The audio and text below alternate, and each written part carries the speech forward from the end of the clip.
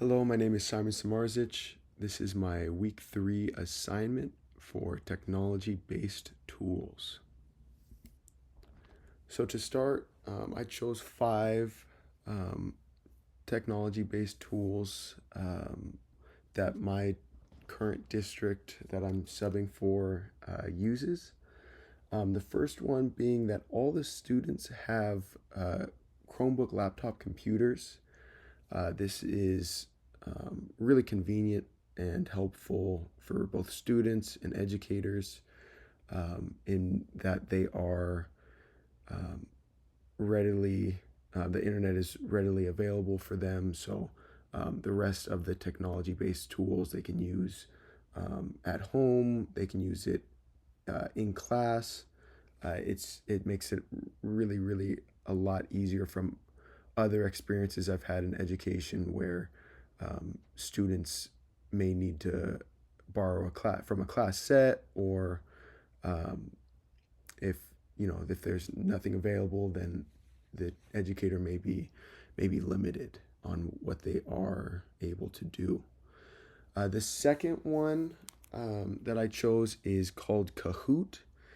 It is a formative based assessment platform. Um, I've found that students have really enjoyed this platform and the software. That um, it has some cool features to it. Students are able to choose their character and their name, and they can see the results on the screen, and um, students kind of get excited whenever there's a Kahoot quiz going on that day. Next, I picked Canvas. Canvas is actually, I know we use Canvas in our at Alliant University, so I'm sure that most of the people in the class are obviously um, pretty well informed about Canvas, but there are some features on Canvas that I haven't really used at Alliant University yet. One of them being the ability to do take-home quizzes or take-home tests, and with that you can do them at home, or if you want it to um, give summative examinations, you could do them in class and um, get good results from that, and they'll be obviously graded right away depending on the format of the exam that you are choosing to give. But Canvas is another great tool.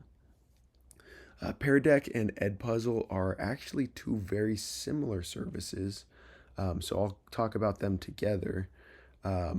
There's a complete multitude of things that you can do with them, from um, mostly from the examination and assessment standpoint. I would say most of the services are formative examinations in nature, but um, there definitely is room for other kinds of exams, and um, there's also some really cool things outside of assessments that can be done with through these softwares. These were chosen by the district because of their relative cost efficiencies. For example, uh, they the obviously in public education, um, everyone's trying to make their dollar stretch, and these services provide great bang for the buck. And another key reason why they were chosen is because of um, how low of a learning curve that they have, and um, just how great I guess they are to um, be able to explain in really less than a class period, in just a couple minutes for these. Obviously, for a Chromebook computer, those are more given um, in a workshop type atmosphere at the beginning of a student's um, beginning of a student's educational career at the district. But really, a lot of students have been, especially now, have been using computers and computer-based softwares for at least a little while, at least those that have come into this district. So the learning curve definitely is not too great, which makes these very useful.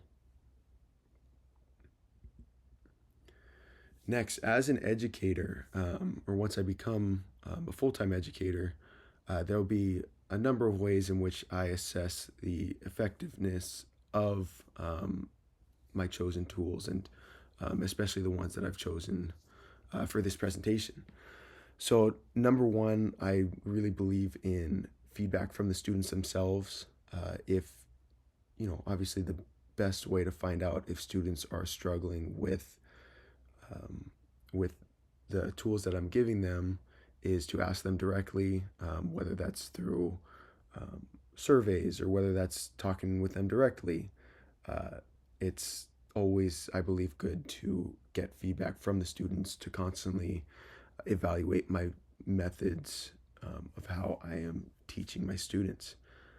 Next, I also believe in a results-based evaluation. So, for example, if students seem to be struggling in a certain aspect and I've been really relying on one tool more than another, it may be because those those students are struggling with the tools, and it will obviously be time to reassess how I'm giving the material. Next, I am a strong believer in students enjoying what they do, and if they enjoy it, they're more likely to learn at a better rate. So comes from just general enthusiasm checks from the students. So, and this doesn't even necessarily need to be talked about. It's more if I'm, for example, I spoke about it earlier, but the Kahoot quizzes, if I see the students not really engaged, or if it's not very exciting, and there's a drop off and students are off doing different things, it may be time to reassess and see if there is something that can be more effective in getting the attention of the students. For the ISTE educator standards, I picked two. It was 2.7 and 2.3. I believe that these standards, especially applied to Canvas and Kahoot, in particular, I thought that using data to drive instruction to support students, I think that I think that these two platforms give a huge